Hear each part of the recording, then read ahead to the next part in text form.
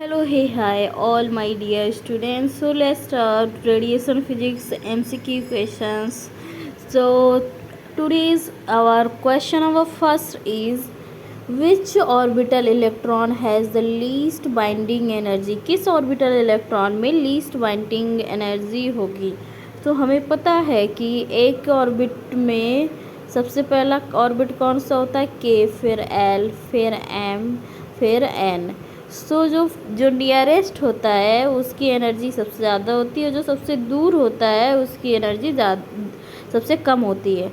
तो के की सबसे ज़्यादा होगी, फिर एल की उससे कम होगी, फिर एम की उससे कम होगी, देन एन के उससे कम होगी। तो यहाँ पे सबसे कम जो एनर्जी होगी वो किस ऑर्बिटल की होगी, तो वो एन ऑर्बिट में जो एन सेल में होंगे इलेक्ट्रॉन, तो उसकी सबसे कम एनर्जी होगी। Okay, so the radius of A nucleus is how much smaller than that of an atom. एक एटम से एक न्यूक्लियस की रेडियस कितनी स्मॉलर होगी? तो हमें पता है कि एक एटम से एक न्यूक्लियस की रेडियस कितना 10,000 टाइम्स स्मॉलर होती है। Okay, so correct option is 10,000 times. And next question, nuclear binding energies are usually expressed in units of. जो न्यूक्लियर बाइंडिंग एनर्जी होती हैं उनको किस यूनिट में एक्सप्रेस किया जाता है जनरली? तो ये मेगा इलेक्ट्रॉन वोल्ट की यूनिट में एक्सप्रेस किए जाते हैं। And hydrogen 3 nucleus also called tritium consist of. जो हाइड्रोजन 3 न्यूक्लियस होता है जिसको ट्राइटियम भी कहते हैं, ये क्या कंसिस्ट करता है? तो ये कंसिस्ट करता है 2 न्यूट्रॉन्स एंड 1 प्रोटॉन। तो करेक्ट ऑप्शन नंबर ए है इसका, 3 का नहीं 4 का। एंड इसमें क्या होता है, हाइड्रोजन जो होता है इसमें एक प्रोटियम होता है, ड्यूटीरियम होता है, एंड तीसरा ट्राइटियम होता है। तो ट्राइटियम में 2 न्यूट्रॉन्स एंड 1 प्रोटॉन होता है, प्रोटियम में 1 इलेक्ट्रॉन एंड 1 प्रोटॉन होता है, एंड ड्यूटीरियम में 1 इलेक्ट्रॉन 1 प्रोटॉन 1 न्यूट्रॉन होता है। ठीक है, तो नेक्स्ट देख लेते हैं, विच one of the following is a nucleon. Nucleon क्या है? प्रोटॉन न्यूक्लियन होता है एंड न्यूट्रॉन भी न्यूक्लियन होता है। जो न्यूक्लियस में पाए जाते हैं उनको न्यूक्लियन बोलते हैं। एंड न्यूक्लियर स्टेबिलिटी के लिए क्या होना चाहिए? तो न्यूक्लियर स्टेबिलिटी के लिए जो A is proportional to the Z square, A जो होता है वो जेड स्क्वायर के प्रोपोर्शनल होता है न्यूक्लियर स्टेबिलिटी के लिए। और ए क्या है? इसमें एटॉमिक मास है ए, एंड जेड इसमें एटॉमिक नंबर है। ठीक है, तो एटॉमिक नंबर का जो होता है ये एटॉमिक मास स्क्वायर होता है। ठीक है, एंड गामा रे फोटॉन्स है। गामा रे फोटॉन्स में क्या होता है? गामा रे फोटॉन्स कैसे होते हैं? गामा रे जो होते हैं इनकी शॉर्टेस्ट वेवलेंथ होती है, कितनी होती है? 10⁻⁻10 होती है, 10⁻⁻10 मीटर। एंड इनकी जो हाईएस्ट एनर्जी होती है more than 100 kilo electron volt होती है। तो इसमें नो मास होता है एंड नो इलेक्ट्रिक चार्ज होता है। तो correct option will be option number C. कोई मास नहीं होता, इलेक्ट्रिक चार्ज भी नहीं होता है। And positron emission involves the ejection of. जो पॉजिट्रॉन का इमिशन होता है उसमें किस चीज़ का इजेक्शन होता है? तो उसमें एक बीटा प्लस पार्टिकल का इजेक्शन होता है। और ये जो पॉजिट्रॉन है इसकी खोज किसने की थी? तो इसको कार्ल एंडरसन ने खोज किया था, यानी कि डिस्कवर किया था। किसने? Carl Anderson. And electron capture involves. Electron capture जो होता है वो क्या इन्वॉल्व करता है? तो इलेक्ट्रॉन कैप्चर जो होता है वो फॉर्म करता है न्यूट्रिनो को। तो न्यूट्रिनो कैसे फॉर्म होता है? An electron combining with A proton. तो एक इलेक्ट्रॉन जो होता है कंबाइन करता है विद ए प्रोटॉन, तो इससे क्या फॉर्म होता है? इससे फॉर्म होता है neutrino. And in positron emission में क्या होता है? तो पॉजिट्रॉन इमिशन में जो एटॉमिक नंबर होता है वो डिक्रीज होता है बाय 1, एंड जो ये एटॉमिक नंबर होता है वो डिक्रीज होता है बाय 1, एंड जो एटॉमिक मास होता है वो सेम रहता है। एंड अल्फा डीके में क्या होता है? तो अल्फा डीके में जो एटॉमिक नंबर होता है वो डिक्रीजेस बाय द 2, एंड जो एटॉमिक मास होता है वो 4 से डिक्रीज होता है। And electron emission involves the ejection of. जो इलेक्ट्रॉन इमिशन होता है उसमें किस चीज़ का इजेक्शन होता है? तो एक बीटा माइनस पार्टिकल का इजेक्शन होता है। और ये जो अल्फ़ा का इजेक्शन होता है, अल्फ़ा डीके होता है, तो इसका जो एग्जाम्पल है वो यूरेनियम है। यूरेनियम से जब अल्फ़ा डीके होता है तो थोरियम बनता है और इसमें हीलियम पार्टिकल निकल जाता है। इसका मैं थोड़ा सा लिखती हूँ डिटेल में अगर हो पाए तो। हाँ, इसमें क्या होता है, ये पहले ऐसे माना कि कोई एक्स एक एटम है एंड जेड इसका एटॉमिक नंबर, ए इसका atomic weight, and then alpha decay होगा। आफ्टर अल्फ़ा डीके ये क्या बचेगा? Z-2 और एक्स एंड A-4 रहेगा। A माइनस यहाँ पे क्या हो जाएगा? 4, एंड प्लस इसमें निकला क्या रिएक्शन में? इसमें 2He4, ये हीलियम पार्टिकल है, ये निकल जाता है। इसको अल्फ़ा पार्टिकल बोलते हैं वैसे। एंड इसका एग्जाम्पल जो है सेम तरीके से यूरेनियम निकलता है।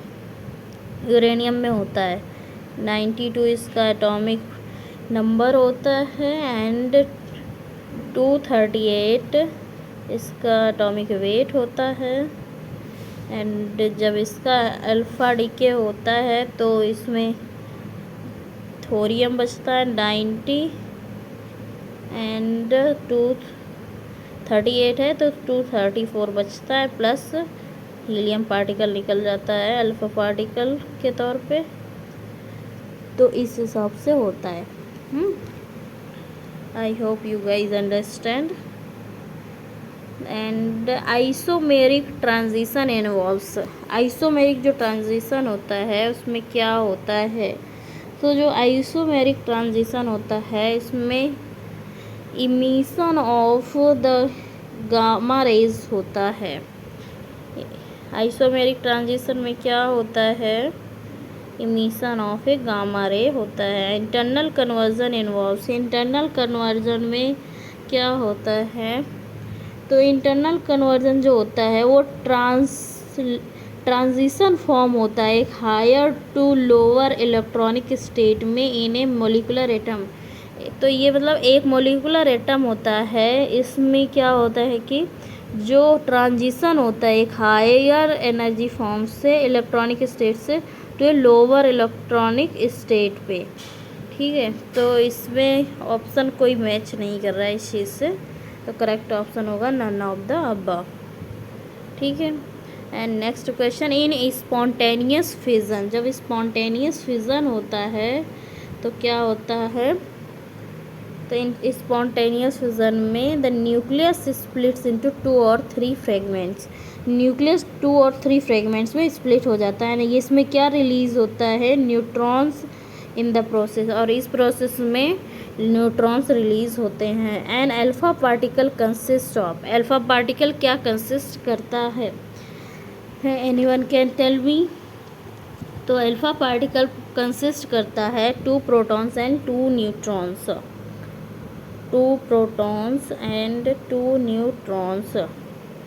ओके, तो तो ये अल्फ़ा पार्टिकल क्या होता है, ये हीलियम पार्टिकल होता है, अभी आपने ऊपर देखा था 2He4 को ही हीलियम कहते हैं। इसमें 4 इसका है एटॉमिक वेट, इसमें क्या है 2 प्रोटॉन पार्टिकल हैं प्लस 2 न्यूट्रॉन पार्टिकल हैं और इसमें 2 इलेक्ट्रॉन भी हैं। The half life of 99M technetium is 6 hours. जो 99M टेक्नीशियम होता है उसकी हाफ लाइफ 6 आवर्स होती है। After how much time will 1/8 of radio activity in A sample remain. तो कितने टाइम बाद इसका जो है 1/8 1 से 8वां गुना कम जो है वो हो जाएगा रेडियो एक्टिविटी इन सैंपल जो कि रिमेन होगा। तो बताइए कितने टाइम बाद होगा ये चीज़। तो ये जो चीज़ है ये 18 आवर्स के बाद होगी।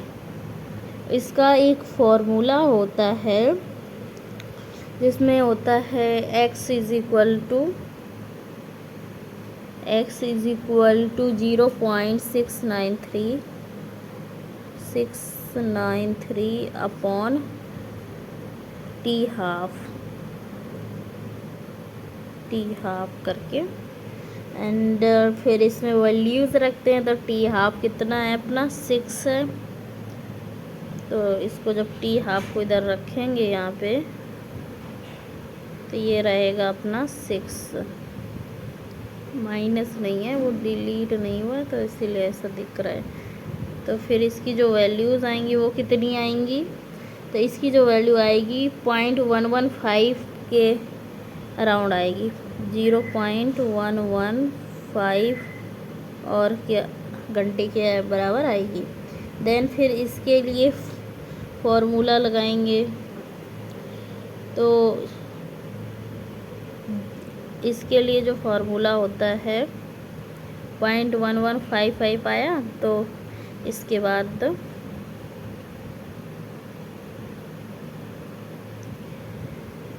देन वी विल डू 1/8 निकालना है इज इक्वल टू एक्सपोनेंशियल करेंगे, एक्सपोनेंशियल और लॉग में माइनस 0.1155 ये 0 पॉइंट में है 1155 रहेगा टी हाफ। तो इसका जो वैल्यू आएगा तो वो आएगा 18 आवर्स सॉल्व करने पे। ठीक है, तो ऐसे रहेगा। समटाइम्स इस टाइप के भी क्वेश्चंस आ जाते हैं एग्ज़ाम में, इसलिए मैंने सोचा आप लोग को बता दूँ।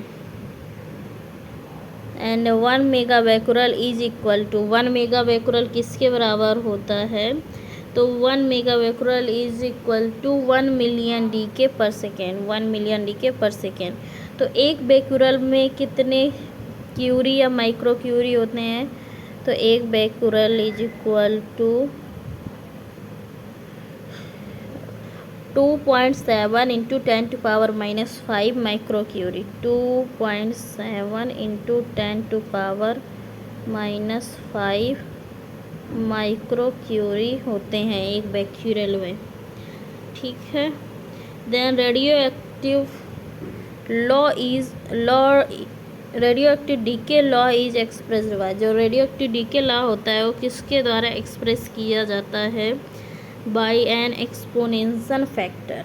किससे किया जाता है, by an exponential factor. And when the decay constant increases, जब डीके कांस्टेंट इंक्रीज होता है तो क्या होता है, द हाफ लाइफ डिक्रीजेज। तो हाफ लाइफ जो होती है वो डिक्रीज करती है। Okay, and the half life is, तो हाफ लाइफ क्या है, so the half life is the time taken for number of radioactive nuclei to decrease by factor of 2।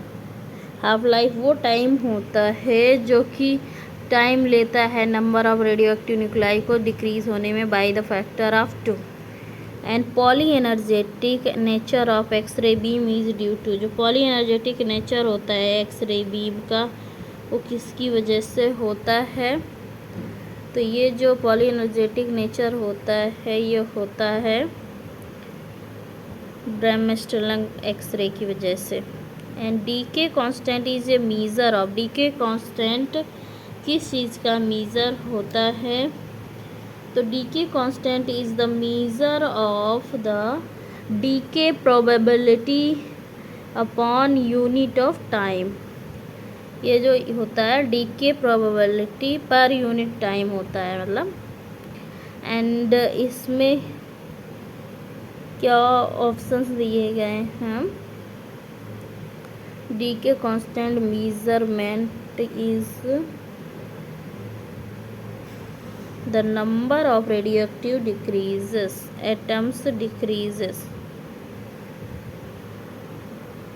and half life increases। Half life जब increase होती है तो क्या होता है? तब डीके कांस्टेंट डिक्रीज होता है। And a linear relationship is obtained between the number of radioactive nuclei and time when it is plotted. तो जो लीनियर इक्वेशन होता है जो कि ऑब्टेन किया जाता है between the number of the radioactive nuclei and time, तो इसको प्लॉट किया जाता है on a log linear graph पे, on a log linear graph पे। और ये कैसे होता है? ऐसे होता है। एंड इसका जो आता है n is equal to N not e के पावर माइनस एक्स टी होता है। Okay. And the number of nuclei which decay between t and t plus d t. जो नंबर ऑफ न्यूक्लियाई होते हैं जो कि डीके होते हैं between the t and t plus d t is proportional to, किसके प्रोपोर्शनल होता है? तो ये प्रोपोर्शनल होता है to the product of the number of the nuclei and the time interval. जो प्रोडक्ट होता है नंबर ऑफ न्यूक्लियाई का एंड द टाइम इंटरवल का। And 1 rad is equal to the absorption of, 1 rad कितने absorption के इक्वल होता है? तो 1 rad is equal to 0.001 gray के बराबर होता है। एंड 1 क्यूरी बराबर कितना होता है? तो 1 क्यूरी बराबर होता है 3.7 गुणा 10 के पावर 10 डिसइंटीग्रेशंस पर सेकेंड। कुछ वैल्यूज़ हैं जो आप लोग नोट कर लें। तो 1 क्यूरी बराबर क्या होता है? 3.7 गुणे 10 के पावर 10 डिसइंटीग्रेशन पर सेकेंड होता है। एंड 1 रैम बराबर क्या होता है? रैम का मतलब होता है radiation equivalent to man. And ये कितना होता है? 0.01 साइवर्ट होता है, 0.01 सीवर्ट। एंड 1 रॉन्जन कितना होता है? 1 रॉन्जन, तो रॉन्जन जो होता है ये होता है 0.000258 कूलाम पर किलोग्राम, 258 कूलाम पर किलोग्राम होता है। ठीक है। एंड 1 मेगा बेक्यूरल के बराबर क्या होता है? 1 मेगा बेक्यूरल किसके बराबर होता है? तो ये होता है 0.027 मिली क्यूरी, 0.027 मिली क्यूरी। ठीक है। And now next question, which one of the following is a unit of radio activity? Radio activity की यूनिट क्या है? तो which of the following is the unit of radio activity की यूनिट? तो radio activity की unit अभी तो आप लोग को पता ही होगी, बेक्यूरल होती है। और एक बेक्यूरल के बारे में भी आपको पता होगा कितना होता है। ठीक है, पता होना भी चाहिए।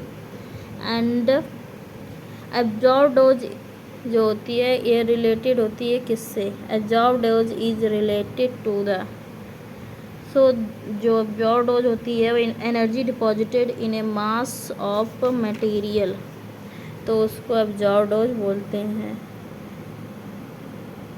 And specific gamma ray constant expresses, जो स्पेसिफिक गामा रे कांस्टेंट होता है वो क्या एक्सप्रेस करता है, तो specific gamma ray constant expresses the exposure rate produced by gamma ray from a radioisotope. तो जो एक्सपोजर होता है exposure rate produced by the gamma rays and from a radioisotope.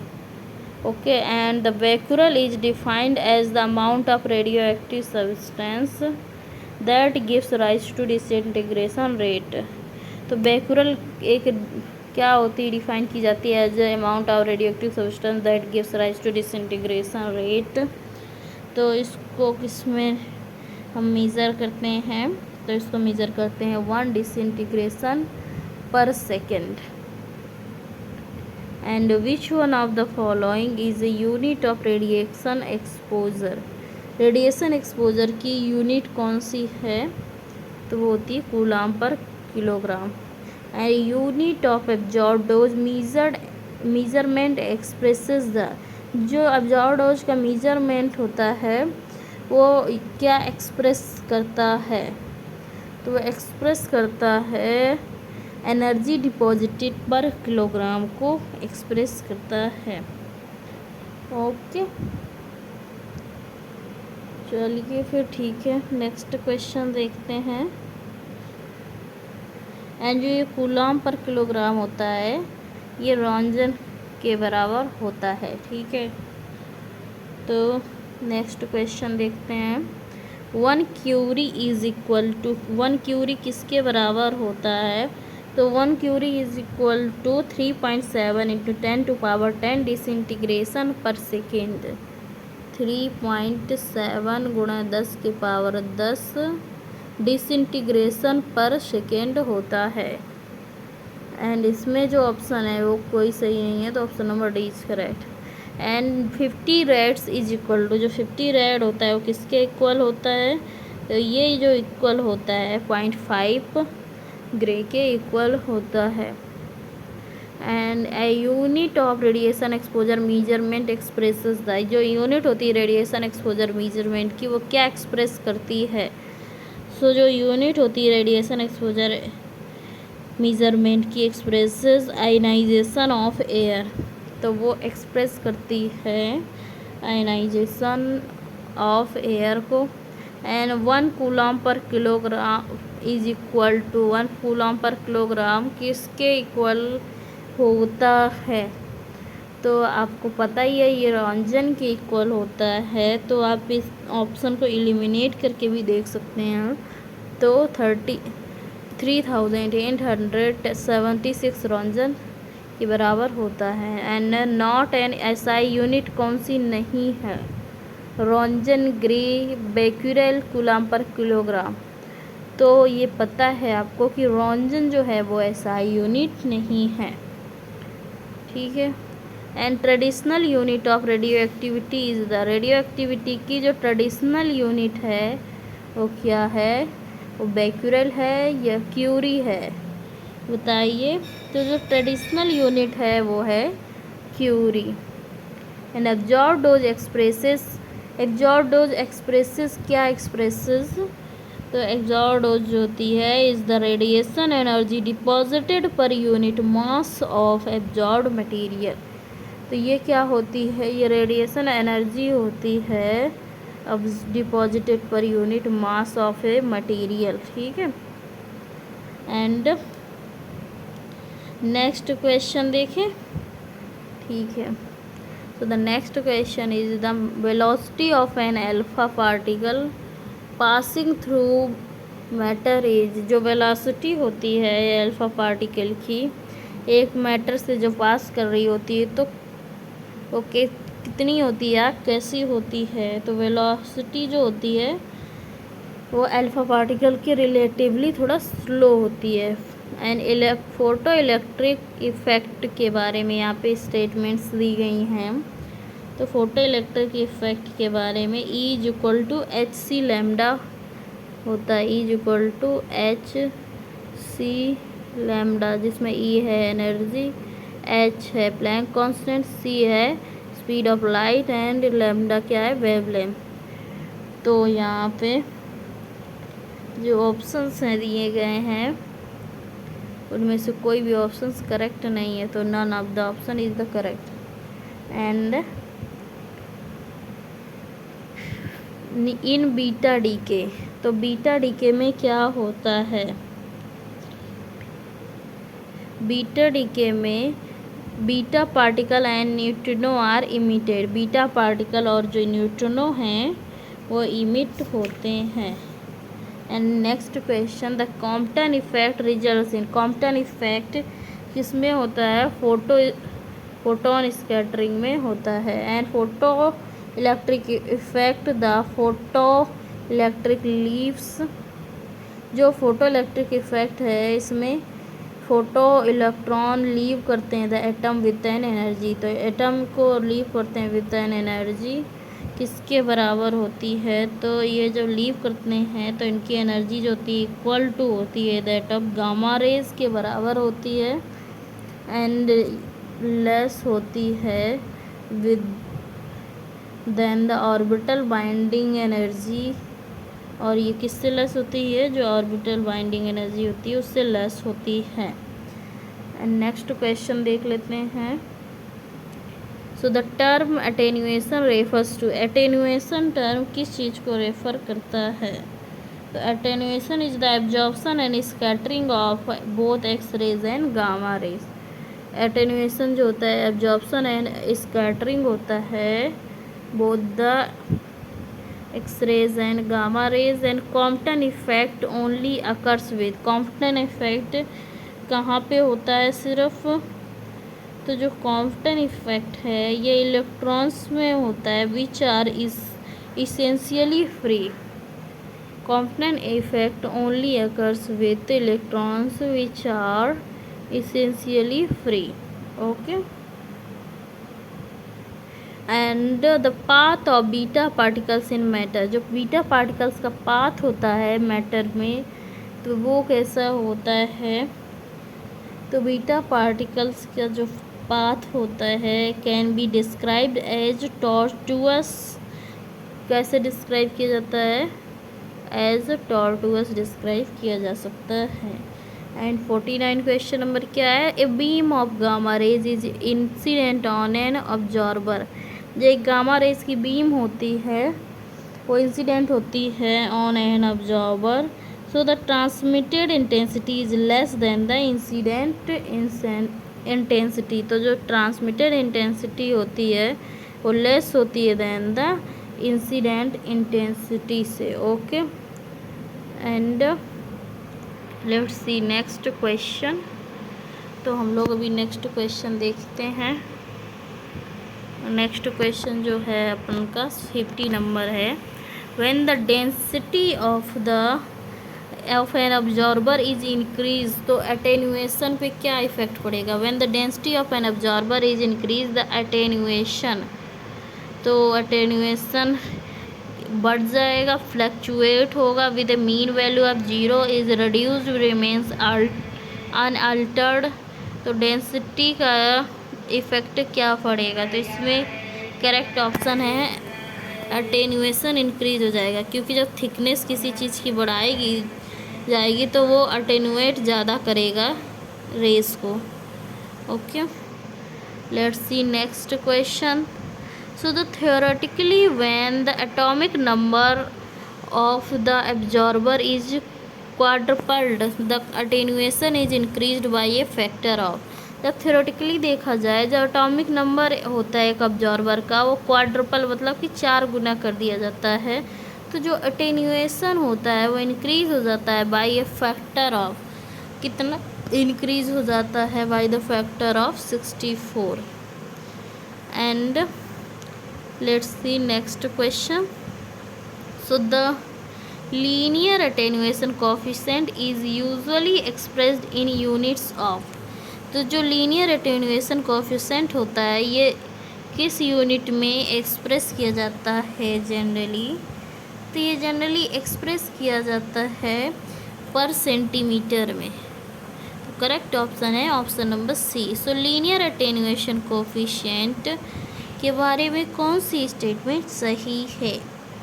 So the linear attenuation coefficient is characterizes the attenuation of the gamma ray beam with the absorber। ये linear attenuation coefficient जो होता है characterize करता है attenuation of the gamma ray beam by the absorber, and the mass attenuation coefficient is usually expressed in units of। जो मास attenuation coefficient होता है वो यूजुअली एक्सप्रेस किया जाता है इन द यूनिट ऑफ, किसकी यूनिट में? तो ये किया जाता है सेंटीमीटर स्क्वायर पर ग्राम में। तो सेंटीमीटर स्क्वायर पर ग्राम में इसको करते हैं। तो यहाँ पे हमारा करेक्ट ऑप्शन कौन सा हो जा रहा है? Option number C. ओके।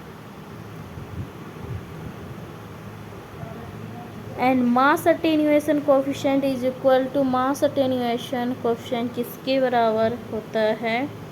तो मास अटेन्यूएशन कोफिशिएंट जो होता है ये linear attenuation coefficient upon density of observer के बराबर होता है। तो यहाँ पे करेक्ट ऑप्शन जो है ऑप्शन नंबर बी होगा, the linear attenuation coefficient divided by the density of the observer. And when the gamma ray energy increase, जब गामा रे की एनर्जी इंक्रीज होती है तो अटेन्यूएशन कैसा होगा? बढ़ जाएगा कि घट जाएगा? तो जब गामा रे की एनर्जी हम लोग बढ़ाएंगे तो अटेन्यूएशन कम हो जाएगा क्योंकि वो पेनिट्रेट कर जाएंगे। And the attenuation of narrow beam of gamma ray is characterised by, जो अटेन्यूएशन होता है narrow beam of gamma rays का तो किसके द्वारा करेक्टराइज होता है? तो जब एटेन्यूएशन होता है गामा रेज का तो ये करेक्टराइज होता है by the an exponential function के द्वारा, एन एक्सपोनेंशियल फंक्शन से। And which one of the following is an example of non particulate radiation? Non particulate radiation का एग्जाम्पल इनमें से कौन सा है? Anyone can tell me? चलिए आंसर दीजिए कि इसमें से जो नॉन पार्टिकुलेट कौन सा है? तो करेक्ट ऑप्शन है गामा रेस। तो गामा जो है वो नॉन पार्टिकुलेट रेडिएशन का एग्जाम्पल है। ठीक है। And next question number, so the next question is an isotope calibrator is generally a form of, जो आइसोटोप कैलिब्रेटर होता है किस चीज़ का फॉर्म होता है? ये फॉर्म होता है एनाइजेशन चैम्बर का। एन एनाइजेशन चैम्बर, इन एनाइजेशन चैम्बर में क्या होता है? तो आयनाइजेशन चैम्बर जो होता है a small amount of recombination occurs, तो एक जो स्मॉल अमाउंट ऑफ रिकॉम्बिनेशन होते हैं। And the natural radiation detector to use for exposure measurement is, exposure measurement के लिए नेचुरल रेडिएशन डिटेक्टर कौन सा होता है? तो गीज़र काउंटर जो है वो नेचुरल रेडिएशन डिटेक्टर होता है। इसकी जो डिस्कवरी है बाय द गीज़र एंड मुलर हुई थी इन द 1928। गीज़र काउंटर की डिस्कवरी कब हुई थी? 1928 में। किसके द्वारा हुई थी? गीज़र एंड मुलर के द्वारा हुई थी और उन्हीं के नाम पे देखो गीज़र काउंटर नाम रखा गया। And in an ionisation chamber, एक आयनाइजेशन चैम्बर में क्या होता है? तो आयनाइजेशन चैम्बर जो होता है ए सेंसिटिव एम्पलीफायर इज रिक्वायर्ड होता है। And A geyser counter needs, geyser counter किसकी नीड होती है? इन ए गीज़र काउंटर, तो जो गीज़र काउंटर होता है ये हाई वोल्टेज का होता है, 1000 से 3000 वोल्टेज होता है। इसमें कितना? 1000 से 3000 वोल्टेज, मतलब कि हाई वोल्टेज की नीड होती है। एंड इसमें जो आर्गन गैस होती है 90% होती है, आर्गन गैस पाई जाती है 90%। एंड इसमें 10% अल्कोहल का वेपर होता है प्लस 10% वेपर ऑफ अल्कोहल होती है। तो चलिए ऑप्शंस देख लेते हैं। तो इसमें जो ऑप्शंस हैं कोई भी सही नहीं, क्योंकि इसके बारे में कोई भी ऑप्शन सही नहीं दिया गया है। चलिए देखते हैं next question. If A Geiger counter with a dead time of 250 microseconds gives A reading of 100 counts पर सेकेंड, तो द ट्रू रीडिंग इज़। तो अगर 100 काउंट्स पर सेकेंड दे रहा है तो ट्रू रीडिंग के लिए इसमें जो फॉर्मूला होता है n is equal to n not upon 1 minus n not से सॉल्व किया जाता है। लेकिन इसमें कोई भी आंसर करेक्ट नहीं है ऑप्शन के हिसाब से, अभी आप लोग सॉल्व कीजिएगा। And the quenching gas in geyser Muller counter is generally, जो क्वेंचिंग गैस यूज़ होती है गीजर मुलर काउंटर में तो वो कौन सी होती है? Ethyl alcohol. अभी बोला था 10% अल्कोहल यूज़ होता है वेपर फॉर्म में, तो वो कौन सी होती है? वेपर का मतलब होता है गैसियस फॉर्म में, तो एथिल अल्कोहल यूज़ होती है। ठीक है। An advantage of the scintillation counter, जो सिंटिलेशन काउंटर होते हैं उसका एडवांटेज क्या होता है? तो उसका एडवांटेज होता है the output voltage is proportional to the energy deposited in the crystal. जो आउटपुट वोल्टेज होता है वो प्रोपोर्शनल होता है to the energy deposited in the crystal में। And a scintillation crystal widely used for gamma ray detection is. Gamma ray detection के लिए जो सिंटिलेशन क्रिस्टल यूज होता है तो वो कौन सा होता है?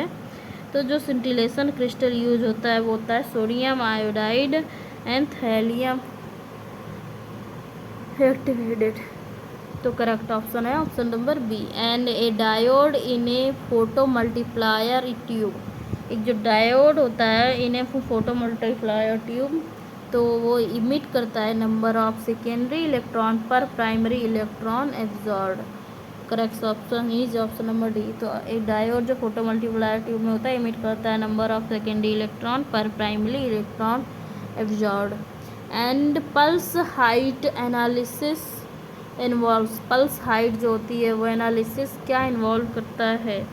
Pulse height analysis involves the use of lower level and upper level voltage discrimination and circuit used to apply the DC voltage to the anode and in a PMT is called। जो circuitry use होती है to apply करने के लिए DC voltage to the dynodes in a PMT is called.